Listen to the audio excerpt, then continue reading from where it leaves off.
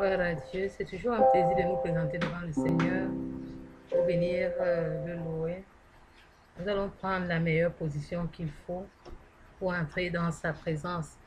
Je t'encourage à, je sais que c'est pas facile, mais nous allons faire un petit exercice. C'est celui d'oublier tous nos soucis, tous nos problèmes pour nous tenir dans la présence du Seigneur. Et je vais te donner 1 ou 2 minutes, tu vas juste te concentrer, fouiller dans ta tête, voir les soucis qui peuvent encore te faire ne pas être concentré pendant que tu te tiens devant le Seigneur. Et tu vas tout simplement prier et dire, Seigneur, je vais te remettre ces fardeaux-là. Et je voudrais profiter pleinement du temps de cette communion. Je voudrais profiter pour pouvoir m'asseoir à tes pieds, pour pouvoir communier avec mes frères et sœurs, pour pouvoir vraiment être béni, recevoir le message que tu auras pour moi. Nous prions au nom de Jésus-Christ.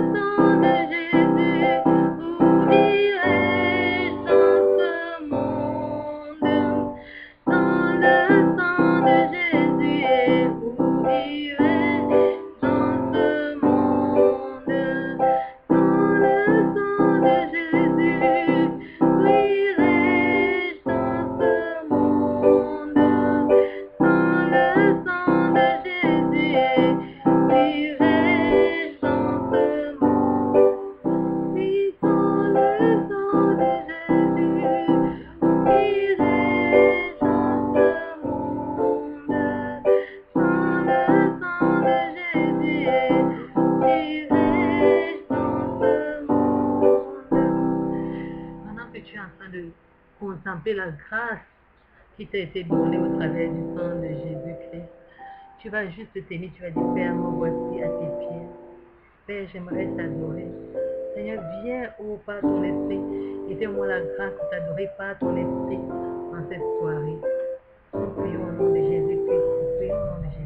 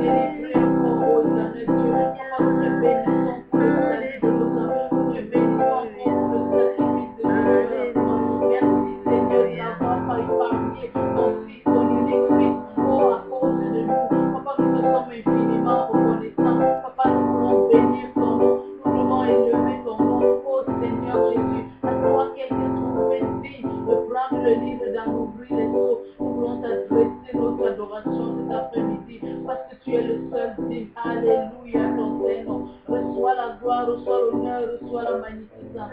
Éternité en éternité, tu es Dieu. Nous te bénissons parce que tu es digne et pour toujours tu es roi. Tu es le roi de gloire, tu es El Shaddai, tu es Adonai, tu es Jéhovah Jireh, tu es Jéhovah Shammah, tu es Jéhovah Nissi, tu es Jéhovah Rapha. Alléluia, ton Saint-Nom. Merci Seigneur Jésus, Papa, pour ta manifestation dans nos vies, pour ta manifestation au travers de nous. Alléluia, ton Saint-Nom. Gloire à toi pour tes bontés qui se renouvellent chaque matin dans nos vies. Oh Seigneur, nous pouvons confesser que nous ne manquons de rien parce que toi, tu prends soin de nous. Oh, Alléluia. Merci Seigneur Jésus. Alléluia.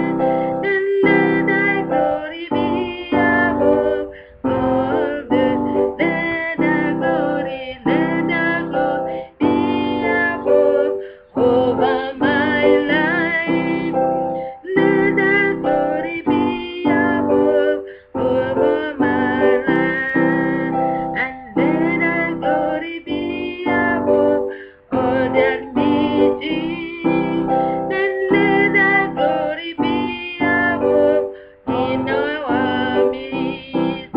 And let thy glory be above in our midst. Let thy glory be above in our midst. And let thy glory be above in our midst.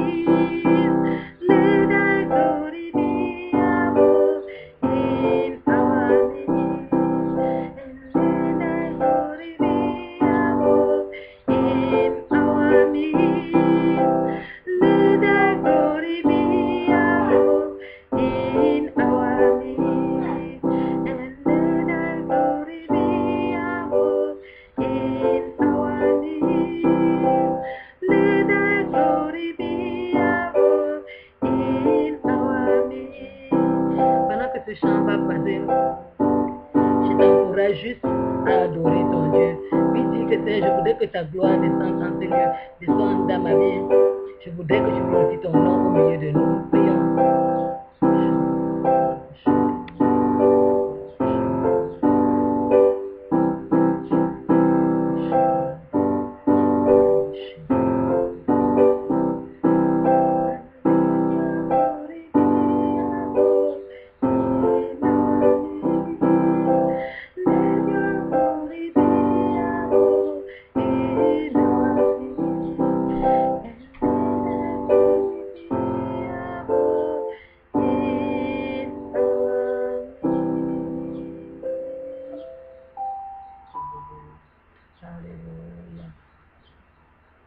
Seigneur, nous te bénissons, nous te rendons grâce parce que nous savons que tu es fidèle.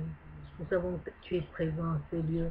Nous te bénissons, ô Dieu Tout-Puissant, parce que ça, ce n'est que les prémices de ce que nous ferons toute l'éternité, te louer, t'adorer à l'unisson avec les anges, ô Dieu, célébrant ta gloire, célébrant ta puissance, célébrant tes bienfaits.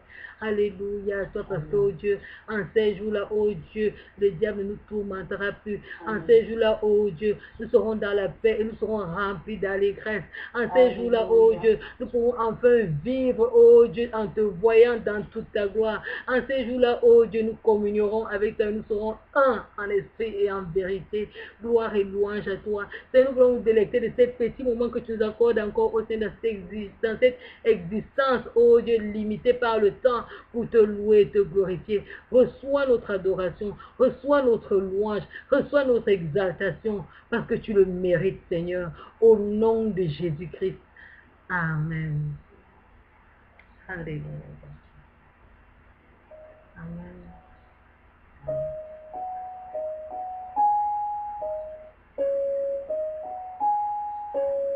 Si quelqu'un a un témoignage, il peut donner. On va louer le Seigneur. Il faut que le Seigneur en ait des raisons de le louer. Amen. Amen. Donc, sentez-vous libre. Quelqu'un a un témoignage, seulement de donner le témoignage.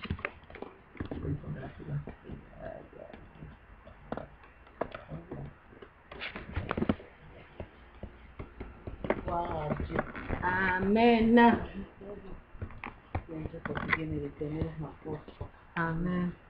Donc, je voudrais rendre grâce au Seigneur parce que c'est lui qui ouvre les portes, c'est lui qui ferait les chemins, quoi. Donc, mon chéri est parti à Québec hier, là, depuis qu'on a eu la nouvelle, là, on a dit, on a commencé à chercher la maison. Moi, c'était d'abord difficile, depuis c'est moi qui cherchais. Je cherchais la maison, là, les prix étaient seulement vraiment exorbitants par rapport à nos prix qu'on paye maintenant, quoi. Donc, je m'étais même déjà mise à cette idée-là qu'on va payer un loyer de 100 ou 200 $ plus cher que ce qu'on paye maintenant, quoi. Donc, c'est là où je cherchais seulement. Et puis, cette semaine, c'est quelques temps avant de partir, je sais pas, il a commencé, il s'est plus impliqué. Et en cherchant, il est tombé sur des coopératives où les prix étaient maintenant abordables, quoi. Donc, et jusque-là, mais il n'y avait pas grand choix parce que la période où on voulait aller, c'était septembre, quoi.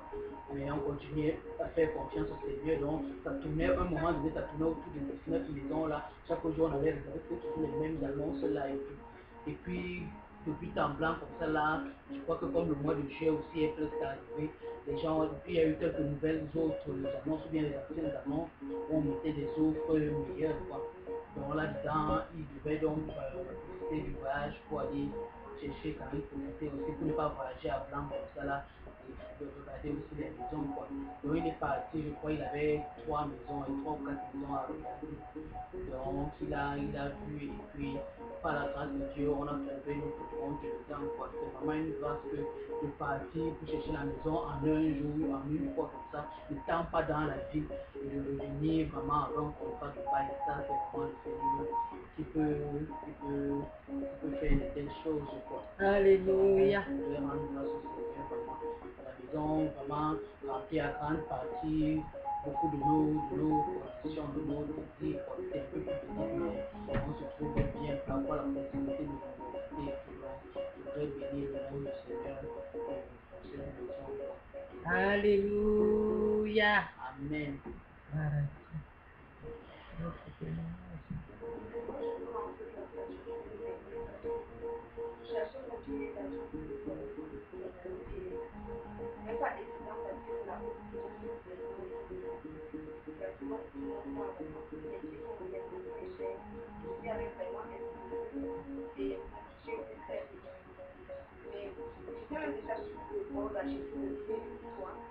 Mais par la grâce de Dieu, il y a un fait qui a lancé une parole comme ça, qui est, on peut attendre un peu et voir si les prix des billets chutent. Et là, on a dit en blaguant, tous en blaguant, que mais les prix des billets vont chuter comment pendant que c'est la saison qu'on fait, les prix vont aller en augmentant. Mais je me suis tenue sur cette parole qu'il a dit, parce que quand il a lancé cette parole-là, bien que c'était une blague, en moi ça a résonné comme ça fait un écho, fait que j'ai dit, je vais me lancer, je vais prendre, je vais faire confiance à Dieu qui va pouvoir me guider selon le budget qu'il m'a accordé, parce que j'ai le budget, si j'ai ce budget-là, c'est lui qui a voulu que j'ai ce budget-là. C'est que j'ai continué à prier, j'ai continué à rechercher, même avant m'aider à chercher le budget aussi. Je voulais réussir justement m'aider à chercher le budget. Et finalement, on est tombé sur un site au-delà de toute espérance. Et même hors saison, je veux dire, même dans les basses saisons, le bien n'est pas tout présent. Et que c'est vraiment une grâce et je veux vraiment bénir le Seigneur. Je veux bénir le Seigneur pour sa présence, je veux bénir le Seigneur pour son soutien spirituel que j'ai des frères, que ce soit à Montréal, que ce soit à Québec. Je veux bénir le Seigneur aussi pour le projet dans lequel je suis. Les personnes, bien qu'elles ne sont pas encore chrétiennes, c'est d'ailleurs je vais toujours les pousser à interpréter les textes. Elles sont des personnes vraiment bien, vraiment profondes et j'ai vu comment elles qui nous témoignent de l'amour et je me sens vraiment bénie. Donc pour tous ces éléments, je veux vraiment louer le Seigneur pour ce jour. Je reconnais encore sa chose dans ma vie, je reconnais sa Tu as seulement parlé du billet d'avion, tu ne nous as pas dit ce billet d'avion c'était pour aller faire quoi. Ah ok. Ce billet d'avion c'est pour aller au pays, je me marie cet été. Alléluia. Une autre grâce de Alléluia. Dieu. Que c'est vous le mariage, comme Dieu l'a voulu. Que c'est vous le mariage, oui, réjouissons-nous. Que c'est vous le mariage, comme Dieu l'a voulu. Que c'est vous le mariage, oui, réjouissons-nous. Que c'est vous le mariage, comme Dieu l'a voulu. Que c'est vous le mariage, oui, réjouissons-nous. Que c'est vous le mariage, comme Dieu l'a voulu. Que c'est vous le mariage, oui, réjouissons-nous. Alléluia. Alléluia. Donc, on bénit le Seigneur pour cette grande grâce qui nous accorde pour la nouvelle saison dans laquelle nous allons entrer dans nos vies continuellement. Vraiment, qu'il nous fasse d'un foyer qui le glorifie comme c'est le désir de nos cœurs. Qu'il nous fasse grâce de continuer à cheminer dans l'intégrité, dans la vérité, dans la clarté et toujours en recherchant sa volonté et en glorifiant son nom. Amen. Oh, si on pouvait avoir les ailes, on a dit, on s'envole comme les aigles là. Ça pourrait être que quelqu'un met une là, deux là, on s'envole vraiment pour le pays, pour aller vraiment c'est pas grave. Quand les bien-aimés vont venir ici, on va fêter ça bien. Amen. Moi, j'ai des témoignages qui sont sous j'attends certaines confirmations et je pourrais rendre témoignage. Ce que je veux tout simplement dire, c'est que Dieu nous visite et Dieu est fidèle. Et Dieu nous attend, ou bien nous attendons Dieu parfois dans certaines voies, mais Dieu a des voies insondables pour nous. Et je veux juste remercier le Seigneur parce que je vois que Dieu bénit au-delà de nos attentes. Et Dieu ne voit pas comme l'homme voit. Et là, je bénis Dieu parce que je l'aime, que je suis son enfant. Je bénis Dieu parce qu'il entretient une relation particulière avec moi. J'aime, Paul dit souvent qu'il aime se glorifier de ses faiblesses, il ne se glorifie pas de ses forces. Parce que tes forces, tout le monde peut sortir ta force, qui peut contrer ta force. Moi, je me glorifie de mes faiblesses, je me glorifie des souffrances que j'ai juste traversées, sur le plan émotionnel, sur le plan mental, sur le plan affectif, sur le plan même spirituel. Et c'est par ces choses que je sais que Dieu est avec moi qui me conduit. Au moment où je pourrais peut-être jeter des regards inquiets et dire que d'où me viendra le secours, comment je vais faire, quel sera mon avenir. Ce sont des grandes questions auxquelles chaque individu, au fur et à mesure qu'on vit, doit faire face. Je me rappelle quand Maëlle a témoigné souvent ici à la maison que vraiment, on vit par la grâce de Dieu et tout et tout. Ça, ça ne te touche pas parce que tu n'es pas marié, là, tu ne vis pas sa situation, tu ne connais pas ce qu'elle traverse. Qu'elle dit qu'on vit vraiment par la grâce de Dieu, Dieu pouvoir et tout et tout. Mais être responsable dans une maison, savoir que tu as des enfants et que les enfants vont manger, comment les enfants vivent, comment. C'est là que tu comprends. Quand elle veut dire qu'on vit, quand Marie va dire qu'on vit par la grâce de Dieu, tu vas comprendre ce dont elle parle. Et pour ne pas parler tout le long, par des formations personnelles, je vais juste rendre grâce à Dieu parce que je vois qu'il veille vraiment. Et peut-être, je n'ai pas, ma fille ne me donne pas permission peut-être d'aller dans les détails, mais je vois que je protège. Je protège, je dois protéger ma fille. Elle non plus, j'aurais pu entendre qu'elle est je ne sais pas quoi. Mais Dieu veille.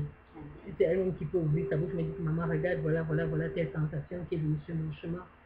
Mais je n'ai pas succombé. Je bénis le Seigneur et je dis, Seigneur, merci parce que tu veilles sur mon enfant. Et je crois aussi fermement que chaque fois qu'elle m'appelle, maintenant, c'est juste une demande que maman, tu vas te marier quand? Tu vas faire tes enfants quand? C'est comment? Ta vie sentimentale, c'est comment? Et J'ai enfant, non. Ou bien on ne compte pas, elle ne se compte pas comme enfant. non, elle se compte pas, elle se dit qu'il faut que je me refasse un jour. Et j'ai remarqué que elle a quelques inquiétudes.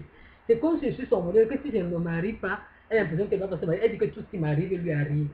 Donc elle se dit que si je ne me marie pas, sa vie aussi risque de ne pas avancer. Donc pour le moment là, elle est un peu comme à l'affût. Je me rappelle, vous vous rappelez l'histoire. Elle ne voulait même pas entendre parler. Mais cette fois-ci, elle est à l'affût. Elle me demande que c'est comment tu en es, où est-ce que tu avances. Si je prends ceci, comment c'est, tu deviens quoi, quelle est ta situation et tout. Je bénis le Seigneur pour cela. Je bénis le Seigneur pour toutes petites choses qu'il fait dans ma vie. Petite soit-il, petite soit-elle, je bénis. Je bénis le Seigneur qui peut ouvrir une porte pour avoir 30 dollars. Je bénis le Seigneur je le bénis pour toutes petites choses qu'il fait. Je bénis le Seigneur pour cette maison qui m'accueille. Je bénis le Seigneur pour le couple Pomocon, auquel j'ai trouvé grâce. On peut dire, ah, c'est ta soeur, j'ai vu des soeurs, j'ai vu des soeurs en Europe dehors de leur maison. J'ai vu tellement de choses. Peut-être même la soeur qu'ils entendent parler de mari, des choses comme ça. Mais Dieu m'a fait grâce dans la maison de ma petite soeur et je veux le bénir pour cela. Et voilà, je lui rends grâce. Je lui rends grâce pour tout ça. Il y a un chant, je ne sais pas comment je fais pour accompagner ça parce que je ne l'ai pas accepté.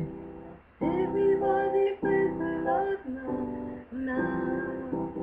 I praise him every day.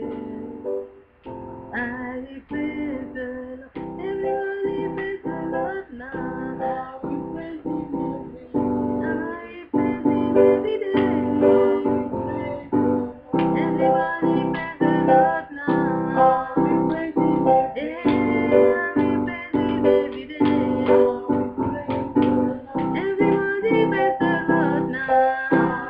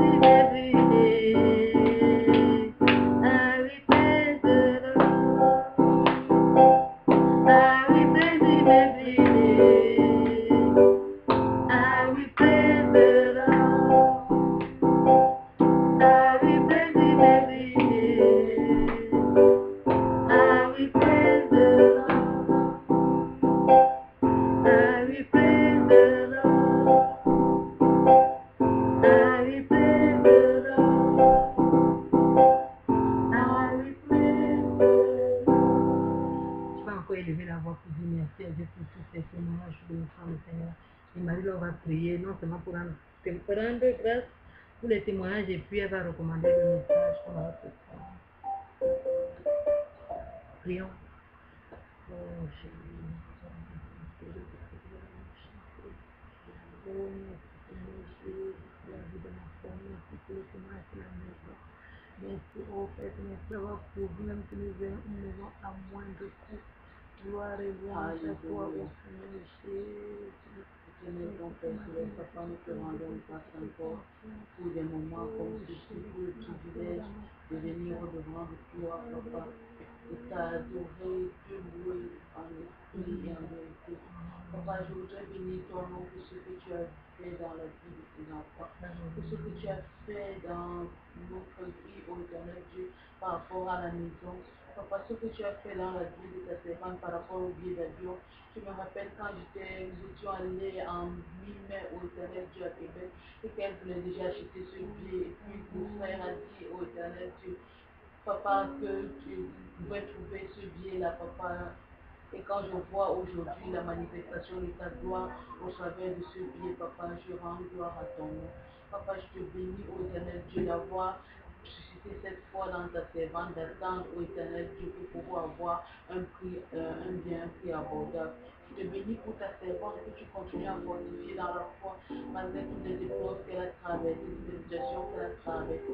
Oh non, je te bénis, ô éternel Dieu, parce que tu l'as gardée en toi, ô éternel Dieu. Et je crois que tu vas continuer, ô éternel Dieu. Papa, il y a une si bonne œuvre que tu as commencé dans sa vie au nom de Jésus. Tu ne vas pas permettre que l'ennemi, ô éternel Dieu, ait raison d'elle au nom de Jésus. Reçois la gloire encore, ô éternel Dieu. Papa, pour tous nos bien-aimés, même dans la vie desquels tu as fait des choses et qui ne sont pas au milieu de nous. Papa, nous voulons rendre grâce au Seigneur, ô éternel Dieu, pour eux, ô Seigneur Jésus. Papa, nous te bénissons, nous t'élévons, nous t'exaltons, parce que tu es le Dieu le plus saint. Au nom de Jésus-Christ de Nazareth, j'ai prié. Amen. Amen.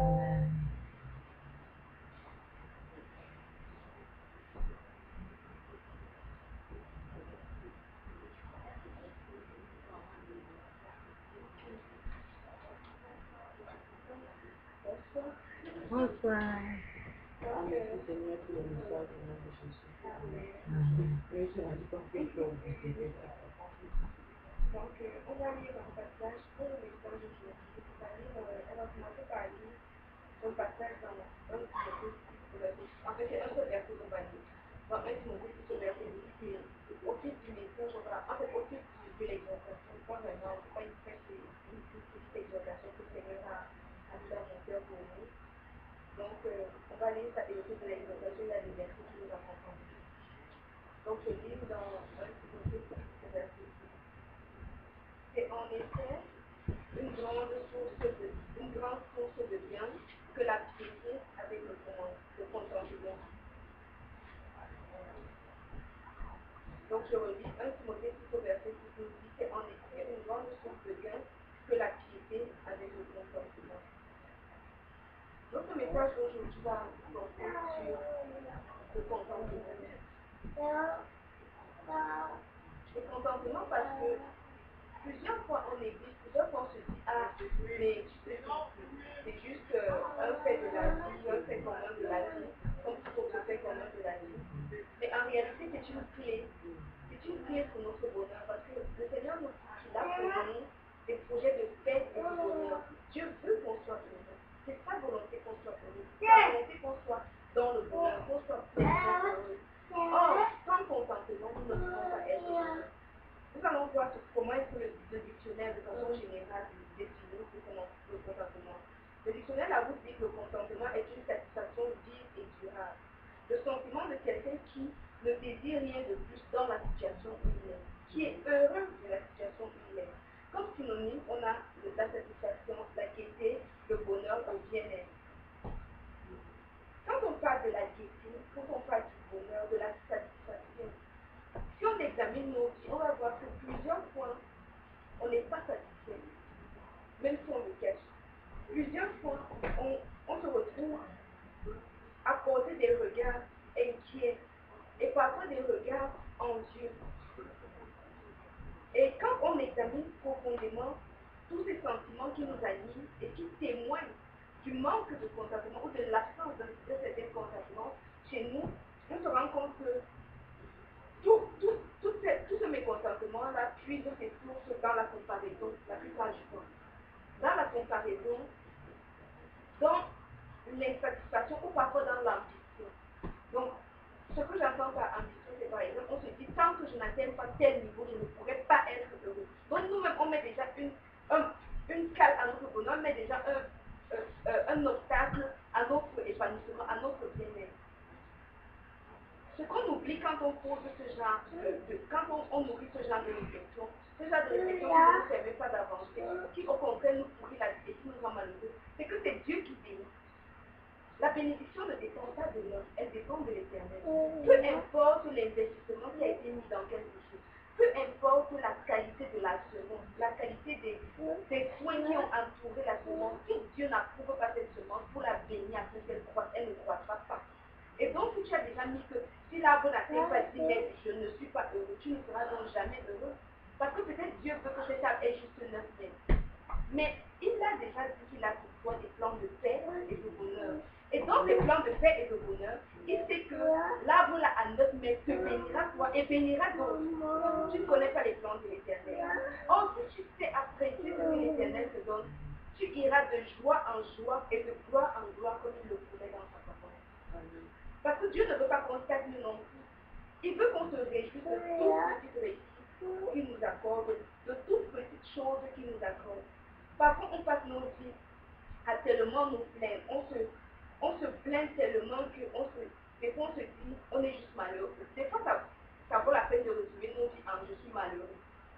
Parce qu'on dit comment tu vas, finalement tu ne vas jamais bien, tu dis tu vas bien, mais quand on essaie de creuser, on se dit comment ça va, il y a bien, on se plaint tellement, et puis on se rend compte qu'on a, ça fait des siècles qu'on a vraiment pas eu un sentiment d'être heureux, d'être content de ce que le Seigneur fait pour nous. Or, au quotidien, il fait quelque chose.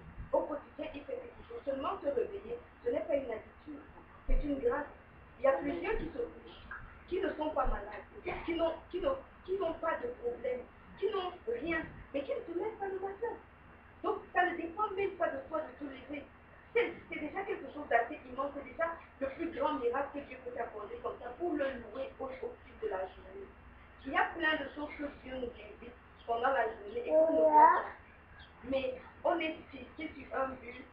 Tant que je n'ai pas tel travail, je ne serai pas heureux.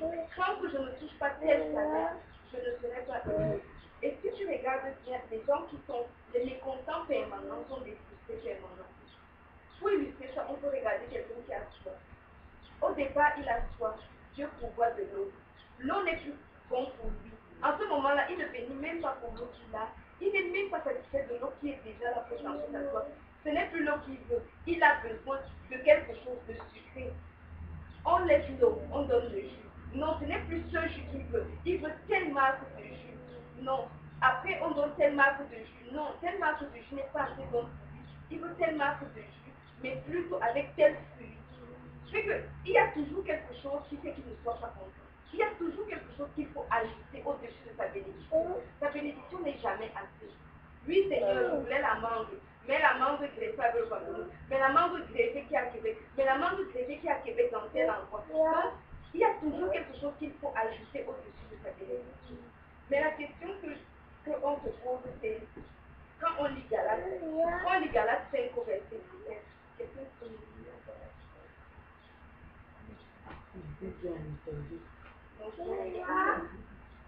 Galates 5 au verset 17. Quand on lit Galates 5 au verset 17, ça nous dit, car la chair a des désirs contraires à ceux de l'esprit, et l'esprit en a de contraires à ceux de la chair. Ils sont opposés entre eux, afin que vous ne fassiez point ce que vous voudriez.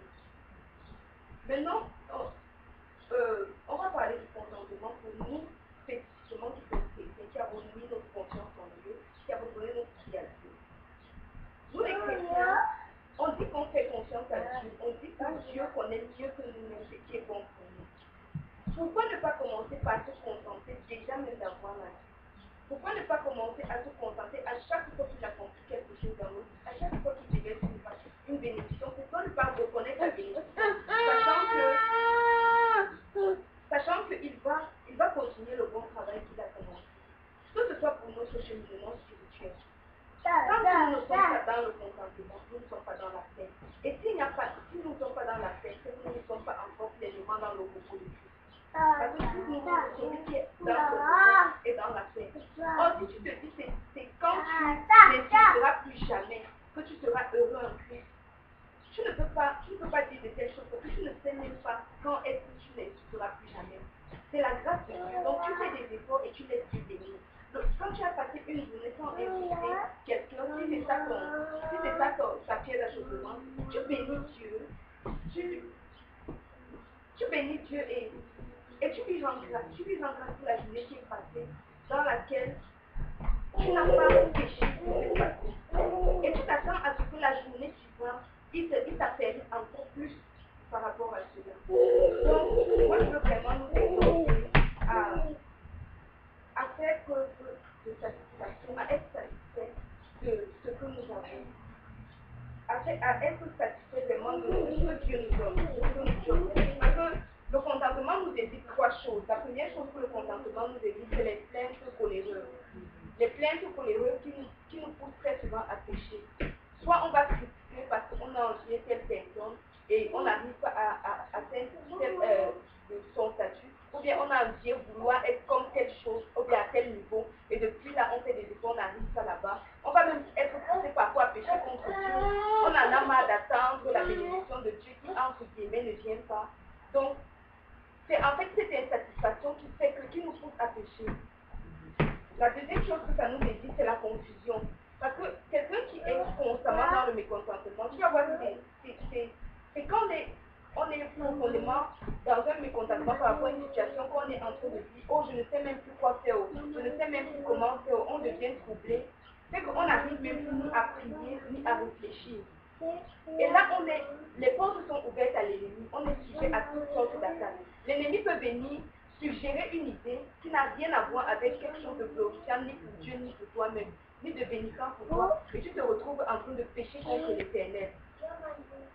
Tu te retrouves non seulement en train de pécher contre l'Éternel, mais en train de t'écarter de ta destinée, de t'écarter de la voie que Dieu a tracée pour toi. Pourquoi? Parce que tu étais tellement mécontent de cette situation, il fallait que tu sortes de cette situation par tous les moyens, coûte que vaille. C'est que tu étais prêt à prendre n'importe quoi. Et quand l'ennemi observe, parce qu'il rôde autour de nous, et son plan c'est nous détruire. Il rôde autour de nous et son plan c'est nous détruire. Donc, quand il observe ça, il vient glisser sa part d'idées là, au milieu de la multitude d'idées, tu es déjà dans la confusion. Tu choisis ce qui te semble pour, selon tes yeux, être pertinent. Or, ce n'est pas, comme tu disais tout à l'heure, comme la sœur disait, ce n'est pas ce que l'homme voit que Dieu voit. L'homme ne voit pas comme Dieu. C'est que c'est important d'être satisfait de la situation dans laquelle on est, de ce que Dieu nous donne. Il faut vraiment qu'on apprenne à être satisfait. L'autre chose que le contentement nous évite, c'est le découragement. Et le découragement est un suivi direct de la confusion. Parce que quand on est trop confus, on finit par se décourager, on ne sait plus dans quel sens aller, on ne sait plus comment aller, on oublie même qu'on a notre Dieu, notre Papa Céleste qui est là et qui œuvre en tout favorablement pour notre bonheur et en qui on peut faire une totale confiance. Donc, moi je veux vraiment nous inviter ce soir à examiner nos vies.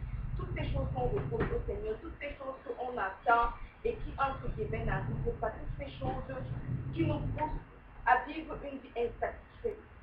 Qu'on puisse regarder ces choses et nous dire que Dieu, au travers de tout cela, est en train de créer. Et que ce qu'il nous donne, c'est pour notre bonheur. Et que même ce qu'il nous refuse, c'est aussi pour notre bonheur. Parce que ce n'est pas parce qu'on veut absolument quelque chose, on est obnubilé par quelque chose que ça veut dire que ça va faire notre bonheur. Dieu connaît mieux que nous le plan qu'il a pour nous. Et son plan, c'est vraiment un bonheur parfait. Donc je veux vraiment vous inviter à faire chose de contentement dans toute situation. Et je voudrais continuer, je ne vais pas être long, je voudrais juste continuer en disant Matthieu 5, je vais lire Matthieu 5. Parce que le Seigneur nous fait des promesses précises.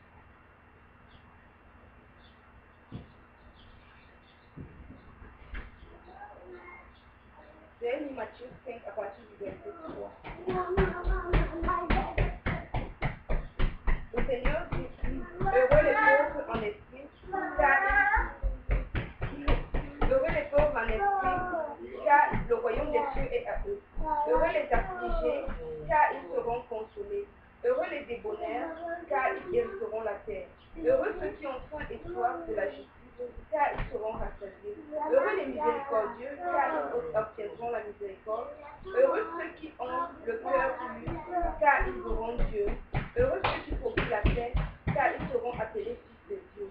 Et ceux qui procurent la paix, ce sont ceux qui sont heureux. Et quand on lit plus haut à partir du verset 3 du Jésus, on se rend compte que Dieu nous parle des situations parfois cocasses dans notre vie. Et il nous dit, réjouissez-vous même là-dedans, parce que voilà la promesse qui est attachée à ça.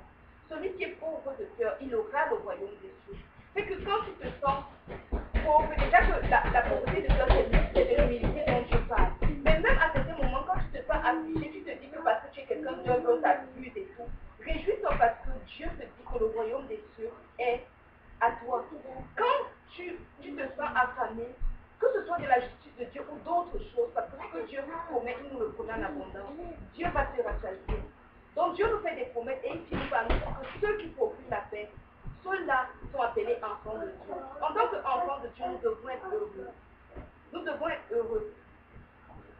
Quels sont les gens qui peuvent procurer la paix avec la richesse? Tu peux entrer dans une maison, il y a des maisons où tu entres, la maison est luxueuse, la maison est belle, les mecs sont les mecs de qualité les plus raffinés, mais lorsqu'on te paie, tu n'arrives pas à manger, tu es pressé de partir, tu es toujours en train de créer une excuse, en train de mentir pour sortir de cette maison facilement et partir et rentrer chez toi. Pourquoi? Parce que la maison ne respire pas la paix. Et la maison ne respire pas. Tu vas te rendre compte que c'est des gens qui sont toujours en train de vouloir plus, des gens qui sont toujours en train de convoiter plus, des gens qui sont toujours en train de faire tout ce qu'ils peuvent pour avoir plus de, il y a toujours un plus de quelque chose qu'ils ont besoin. Et dans ce genre de maison, tu ne peux pas avoir la paix. Mais il y a d'autres maisons où tu entres, il n'y a même pas à manger. On a grillé le maïs. Et on va te servir ce maïs avec tellement de joie. Ces gens sont tellement heureux de consommer ce maïs que tout ce que tu désires dans ton cœur à cet instant-là, c'est partager ce maïs avec eux. Ce maïs a un goût super à ta bouche juste parce qu'ils le consomment avec joie, avec action de grâce. Quelqu'un qui n'est pas content, c'est quelqu'un qui ne rend jamais grâce. Or, le Seigneur nous dit de rendre grâce.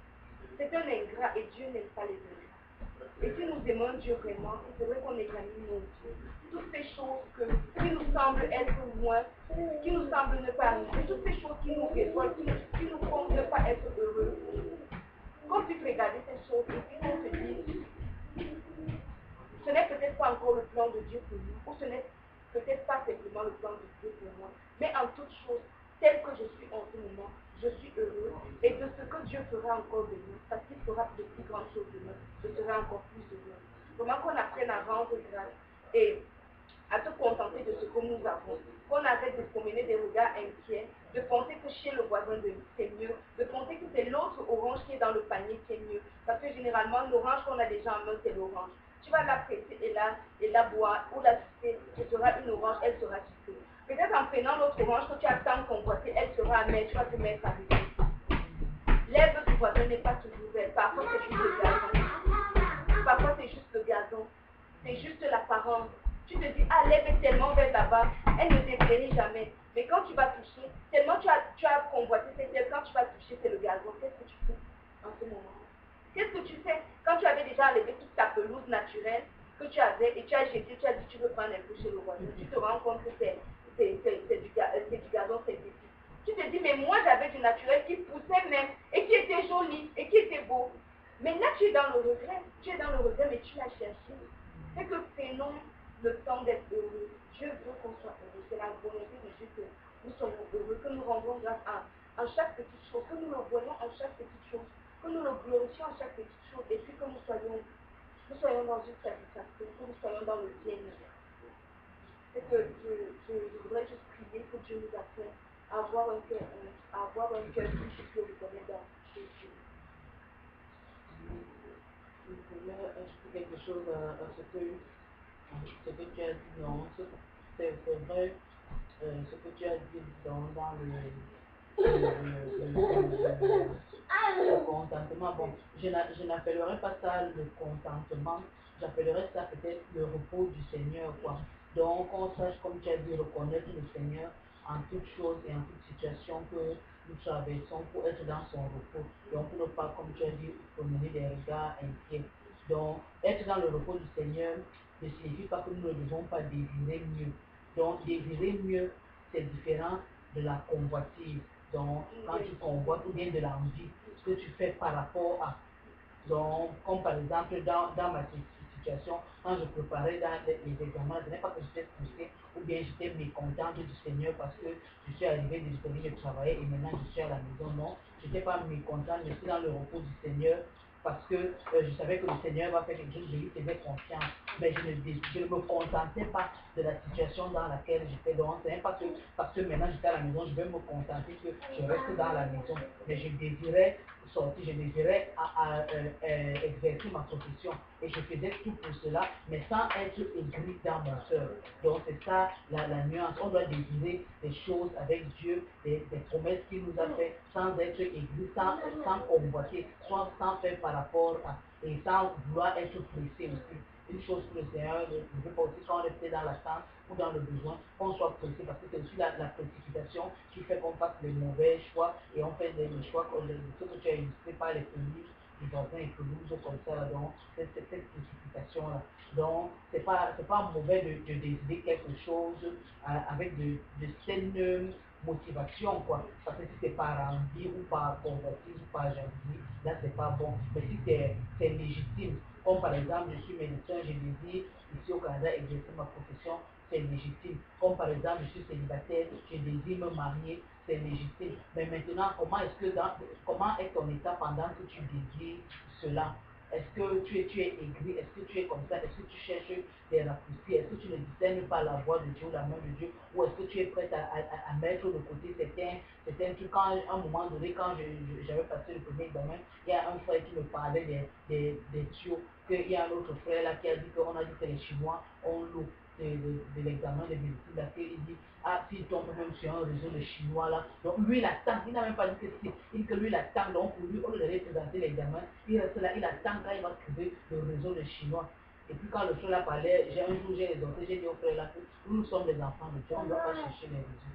Vraiment, les réseaux, les gens qui cherchent les réseaux, ce sont les gens qui ne connaissent pas le Seigneur. Si c'est interdit d'avoir une banque de données que les Chinois l'ont, ils sont en train de transmettre cette loi. Et s'ils n'ont pas s'associer à eux, ça veut dire qu'on est en train de faire ce qui est mal.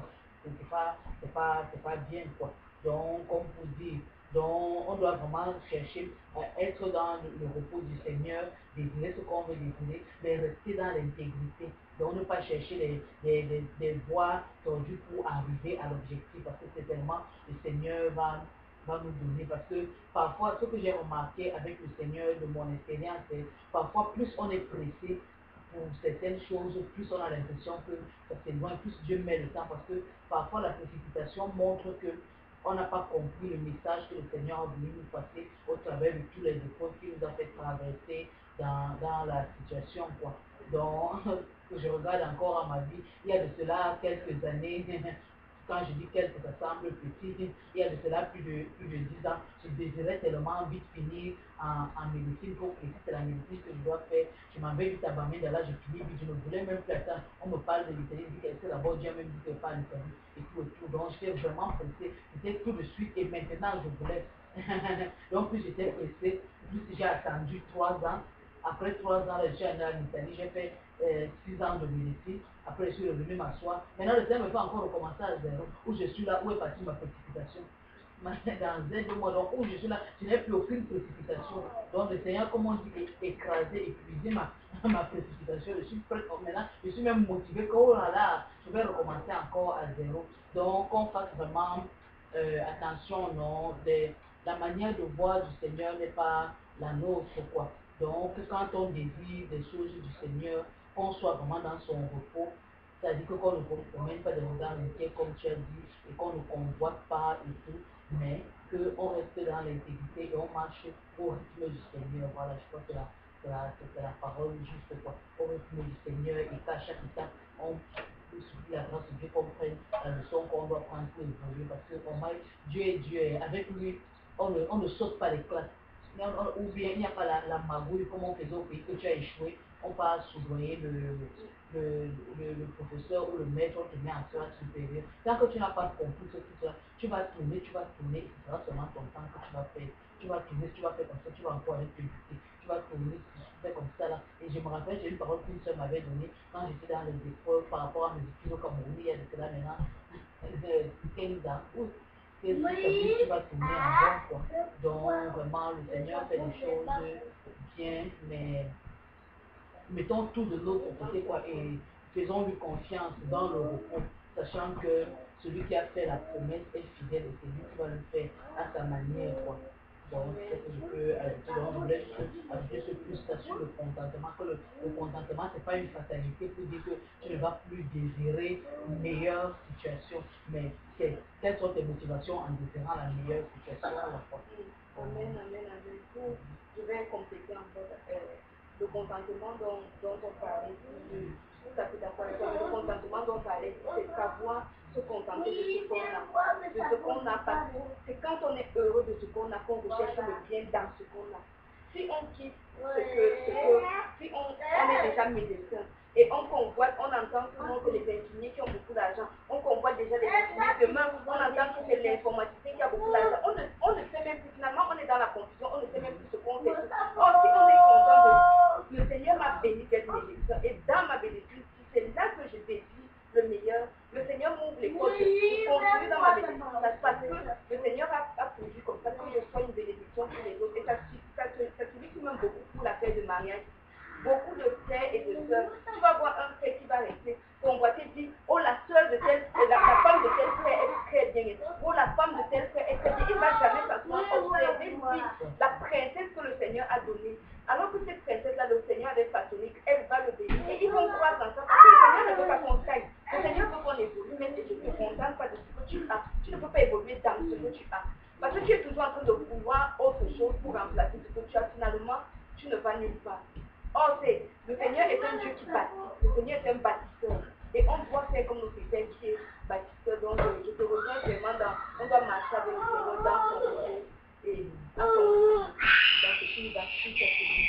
Vraiment que Dieu nous apprenne que Dieu nous apprenne à reconnaître ses grâces et ses bénédictions. Amen. Bénissons le Seigneur pour sa servante qui nous a exaucés. Et nous allons prier pour remercier le Seigneur.